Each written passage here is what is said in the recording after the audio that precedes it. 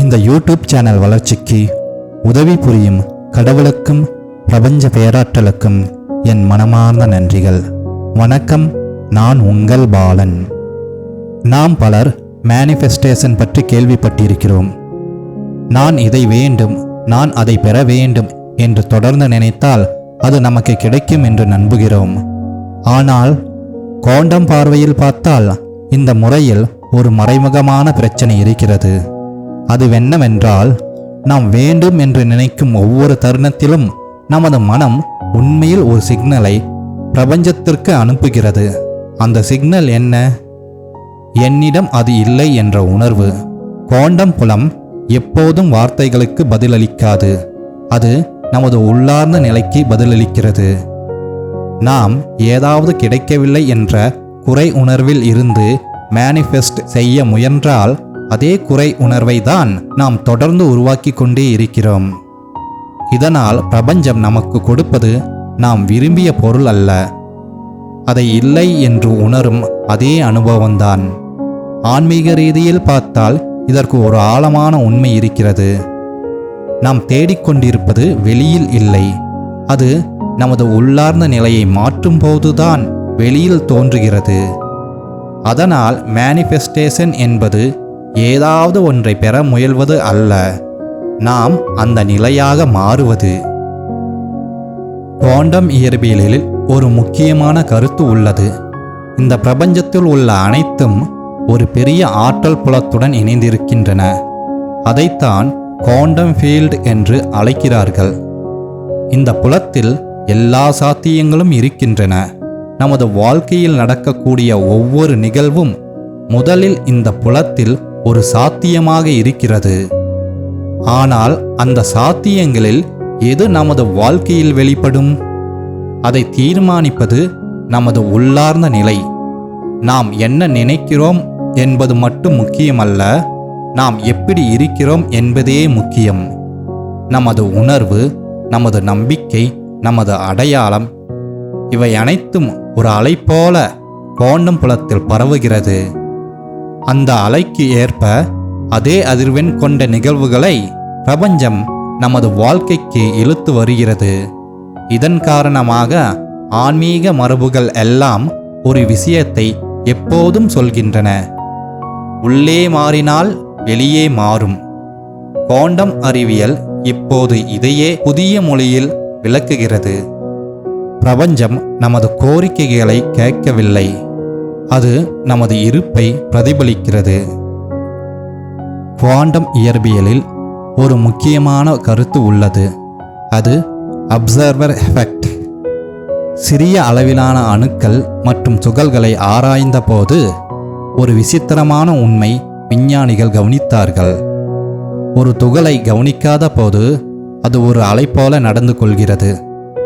அதாவது அது ஒரே நேரத்தில் பல சாத்தியங்களில் இருக்கிறது. ஆனால் அதையே யாராவது கவனித்தால் அது திடீரென ஒரே நிலையாக மாறுகிறது. இந்த நிகழ்வு ஒரு ஆழமான உண்மையை காட்டுகிறது. உண்மை என்பது நாம் பார்க்கும்போதுதான் உருவாகிறது. ஆன்மீக பார்வையில் இதை இன்னும் ஆழமாக புரிந்து கொள்ளலாம். நாம் எதை கவனிக்கிறோம், எதை நம்புகிறோம், எதை உண்மையாக ஏற்கிறோம், அதையே நமது வாழ்க்கையில் வலுப்படுத்துகிறோம். நமது கவனம் ஒரு சக்தி. அது நமது வாழ்க்கையின் சாத்தியங்களை ஒரு உண்மையாக மாற்றுகிறது. அதனால்தான் நாம் எதை கவனிக்கிறோம் என்பதை தேர்வு செய்வது நமது வாழ்க்கையை உருவாக்கும் ஒரு முக்கியமான செயலாகிறது. 20ஆம் நூற்றாண்டில் வாழ்ந்த ஆன்மீக ஆசிரியர் நெவில் கோடார்ட் ஒரு ஆழமான கருத்தை சொன்னார். அவர் கூறியது: நாம் நமது கற்பனை மூலம் நமது எதிர்காலத்தை உருவாக்க முடியும். அவர் கூறிய முக்கியமான நடைமுறை என்னவென்றால், நாம் விரும்பும் வாழ்க்கையை முன்பே நடந்தது போல உணர்ந்து கற்பனை செய்வது. அந்த அனுபவத்தை உள்ளார்ந்த உண்மையாக உணர வேண்டும்.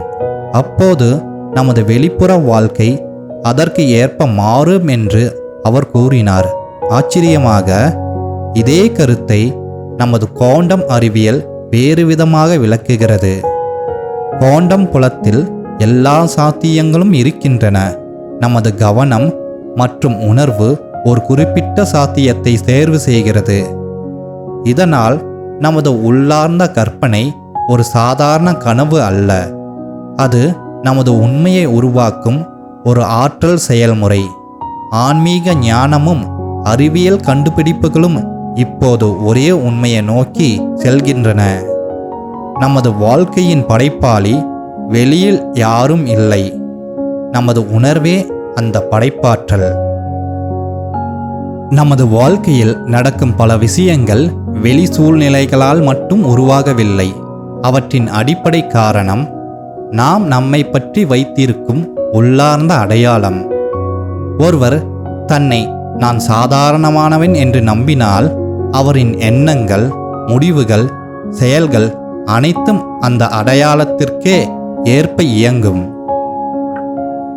ஆனால் ஒருவர் தன்னை நான் திறமையானவன், நான் உருவாக்குபவன் என்று உணர ஆரம்பித்தால் அவரின் செயல்பாடு முழுவதும் மாறிவிடும்.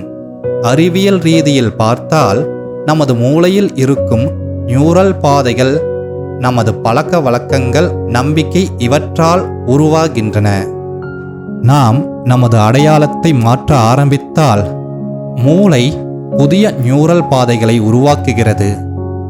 ஆன்மீக ரீதியில் இதை இன்னும் ஆழமாக பார்க்கலாம். நாம் இந்த உலகில் ஒரு நிலையான மனிதர் அல்ல, நாம் எப்போதும் மாற்றமடையும் உணர்வு. அதனால் வாழ்க்கையை மாற்ற வேண்டுமென்றால் முதலில் சூழ்நிலையை மாற்ற வேண்டியதில்லை. நாம் யார் என்று நம்மை நாமே மறுபடியும் உருவாக்க வேண்டும்.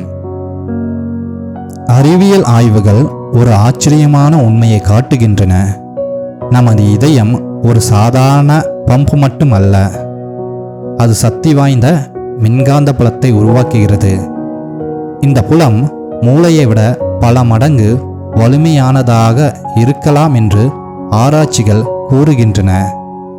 நாம் அன்பு, நன்றி, அமைதி போன்ற உணர்வுகளை உணரும் போது இதயம் மற்றும் மூளை ஒரே ஒத்திசைவில் செயல்பட ஆரம்பிக்கின்றன.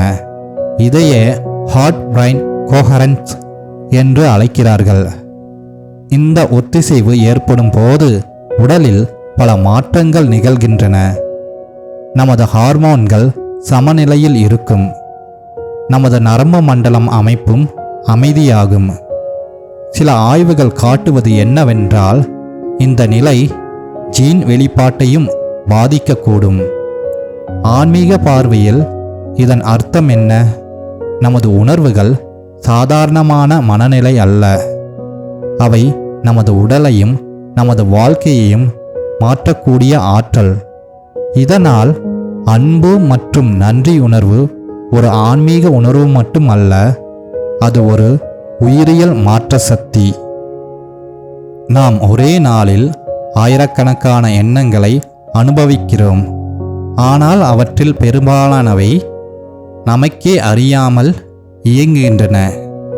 நமது மனநிலை ஒரு குறிப்பிட்ட அதிர்வெண் போல செயல்படுகிறது. நாம் அடிக்கடி கவலை, கோபம், பயம் போன்ற உணர்வுகளில் இருந்தால் நமது உடலும் மனமும் அதே அதிர்வெண்ணில் இயங்கும்.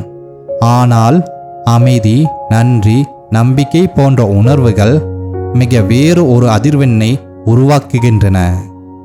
இதனால் ஒரு முக்கியமான நடைமுறை தேவைப்படுகிறது. அதுதான் ஃப்ரீக்வன்சி ஆடிட். ஒரு நாளில் சில தருணங்களில் நாம் நம்மை நாமே கேட்கலாம், இப்போது நான் எந்த மனநிலையில் இருக்கிறேன்? என் உள்ளார்ந்த அதிர்வு என்ன? இந்த விழிப்புணர்வு நமது வாழ்க்கையை மாற்றும் முதல் படியாகும். ஆன்மீக ரீதியில் பார்த்தால் இந்த விழிப்புணர்வே தியானத்தின் அடிப்படை. நாம் நமது உள்ளார்ந்த நிலையை கவனிக்க ஆரம்பிக்கும் போது நாம் அதை மாற்றும் சக்தியையும் பெறுகிறோம். நமது எண்ணங்கள், உணர்வுகள் மற்றும் செயல்கள் ஒரே திசையில் இருக்கும்போது ஒரு விசேஷமான நிலை உருவாகிறது. அதுதான் கோஹரன்ஸ். இந்த நிலை ஏற்படும் போது நமது உள்ளார்ந்த ஆற்றல் சிதறாமல் இருக்கும், அது ஒரே திசையில் இயங்கும். அறிவியல் ரீதியில் பார்த்தால் ஒத்திசைவு ஏற்பட்டுள்ள அமைப்புகள் அதிக சக்தி மற்றும் தெளிவுடன் செயல்படுகின்றன. அதேபோல் நமது மனம் மற்றும் இதயம் ஒரே நோக்கத்தில் இருந்தால் நமது கவனம் மிகவும் சக்தி வாய்ந்ததாக மாறுகிறது. ஆன்மீக ரீதியில் இந்த நிலை ஒரு காந்தம் போல செயல்படுகிறது. நாம் தேட வேண்டியதில்லை. நமது உள்ளார்ந்த ஒத்திசைவு அதே அனுபவங்களை நமது வாழ்க்கைக்கு ஈர்க்க ஆரம்பிக்கிறது. இதனால் வாழ்க்கையை கட்டுப்படுத்த முயல்வதை விட நமது உள்ளார்ந்த ஒத்திசைவை உருவாக்குவது மிகவும் முக்கியமானதாகிறது. நாம் இப்போது ஒரு முக்கியமான உண்மையை புரிந்து கொண்டிருக்கிறோம். நமது வாழ்க்கை வெளிப்புற சூழ்நிலைகளால் மட்டுமே உருவாகவில்லை. அது நமது அடையாளம், உணர்வு, கவனம் மற்றும் உள்ளார்ந்த ஒத்திசைவால் உருவாகிறது. இதனால் அடுத்த படி என்ன? அது மிகவும் எளிமையானது. நாம் தினமும் சில நிமிடங்கள் நமது உள்ளார்ந்த நிலையை உருவாக்க ஆரம்பிக்க வேண்டும். அமைதி, நன்றி, நம்பிக்கை இந்த உணர்வுகளை முன்பே அனுபவிக்க ஆரம்பித்தால் நமது மூளை அதை உண்மையாக ஏற்க ஆரம்பிக்கும். நமது உடல் அதற்கு ஏற்ப மாற ஆரம்பிக்கும். மெல்ல மெல்ல நமது வாழ்க்கையும் அந்த நிலையை பிரதிபலிக்க ஆரம்பிக்கும். ஆன்மீக பார்வையில் இது ஒரு இரகசியமல்ல, இது ஒரு படைப்பாற்றல் செயல்முறை. நாம் வெளியில் தேடிக்கொண்டிருக்கும் சக்தி உள்ளே இருக்கிறது. அதை விழிப்புணர்வுடன் பயன்படுத்தும் போது நமது வாழ்க்கை புதிய திசையில் நகர ஆரம்பிக்கும். இந்த சேனலில் மனித வாழ்க்கையை அடிப்படையாக கொண்ட ஆன்மீக சிந்தனைகளும் பிரபஞ்சத்தை அடிப்படையாக கொண்ட அறிவியல் கருத்துக்களும் இடம்பெறும். இந்த சேனலில் வெளியிடப்படும் அறிவியல் மற்றும் ஆன்மீகம் சம்பந்தமான வீடியோக்கள் உங்கள் மனதில் நேர்மறை எண்ணங்களை உருவாக்கும், உங்கள் ஆற்றலை அதிகரிக்கும். உங்கள் எண்ணங்கள் மற்றும் ஆற்றல்கள் உயர்ந்தால் உங்கள் வாழ்வு வளமாகும். எனவே இந்த சேனலுடன் தொடர்ந்து இணைந்திருங்கள். இந்த வீடியோ பற்றிய உங்கள் கருத்துக்களை கமெண்ட்ஸில் குறிப்பிடுங்கள். இந்த வீடியோவை லைக் மற்றும் ஷேர் செய்து நேர்மறை ஆற்றலை பரப்புங்கள். மேலும் நமது யூனிவர்ஸ் சயின்ஸ் ஸ்பிரிச்சுவல் தாட்ஸ் என்ற சேனலை சப்ஸ்கிரைப் செய்து பிரபஞ்ச பேராற்றலுடன் இணைந்திருங்கள். நன்றி.